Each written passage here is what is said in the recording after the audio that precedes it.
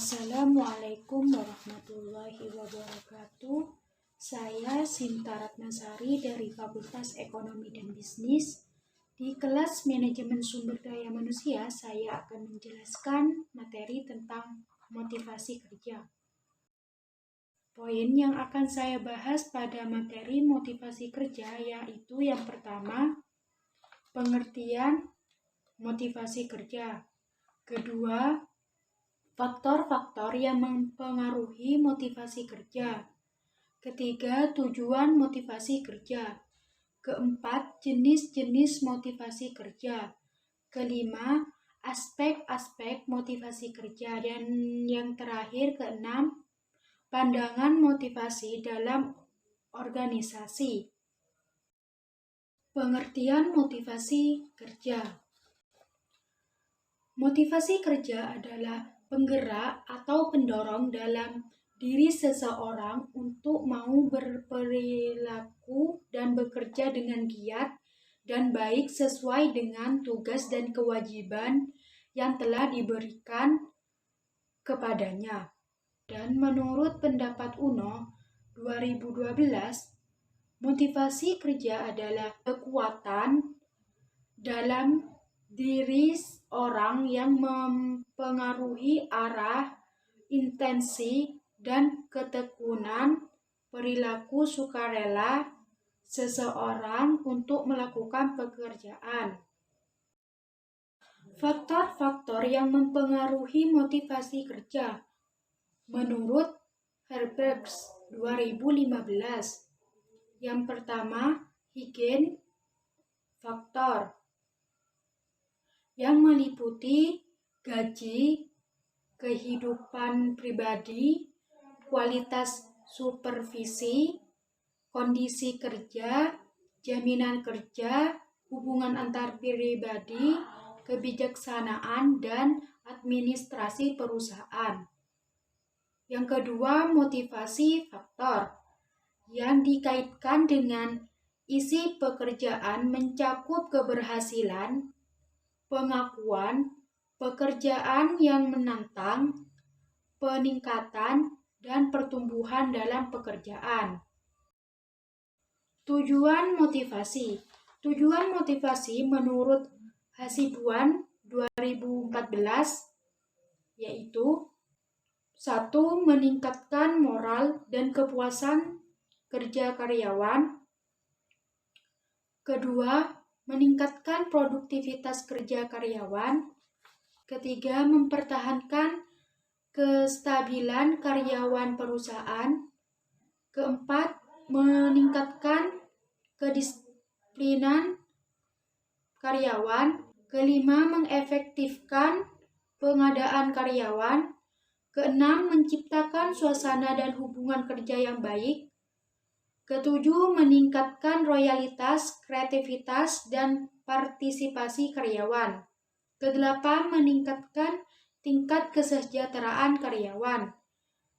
Kesembilan, mempertinggi rasa tanggung jawab karyawan terhadap tugas-tugasnya. Dan yang terakhir, 10, meningkatkan efisiensi penggunaan alat-alat dan bahan baku. Jenis-jenis motivasi kerja. Jenis-jenis motivasi kerja menurut Hasibuan 2013 terdapat 2 jenis motivasi kerja yaitu motivasi positif dan motivasi negatif. Motivasi positif, dalam motivasi positif, pimpinan memotivasi, merangsang bawahan dengan memberikan hadiah kepada mereka yang berprestasi di atas prestasi standar. Dengan motivasi positif ini, semangat kerja karyawan atau bawahan akan meningkat. Insentif yang diberikan kepada karyawan di atas standar dapat berupa uang, fasilitas, barang, dan lain-lain. Kedua, motivasi negatif.